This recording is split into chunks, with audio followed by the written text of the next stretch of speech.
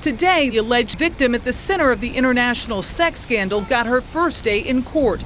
Behind closed doors, the 32-year-old widow from Guinea, West Africa, gave a grand jury graphic details of the alleged sexual assault by IMF chief Dominique Strauss-Kahn. Her case is credible based upon her testimony alone, but there is other evidence.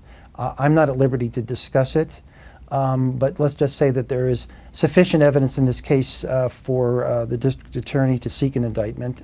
Police reportedly have DNA samples cut from a hotel room carpet. DSK voluntarily submitted to a DNA test Sunday. Results are being fast-tracked. His defense team is likely to argue that the sex was consensual, a suggestion that outrages both her attorney and friends.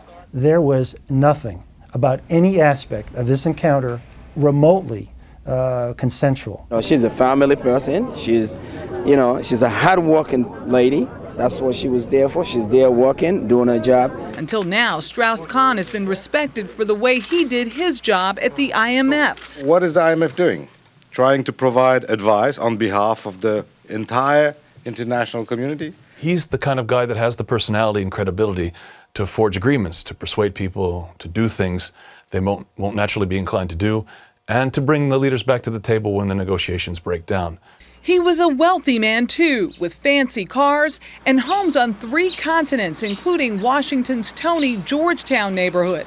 Now humbled by the accusations of a woman of little means, he is under increasing pressure worldwide to step down. Of course, I can't comment on the case, but he's obviously not in a position to run the IMF. There's a bail hearing tomorrow where sources tell CBS News the DSK's legal team will offer the Post at least $1 million, submit him to electronic monitoring, and agree that he'll remain here in New York City. Katie? Michelle Miller. Thank you, Michelle.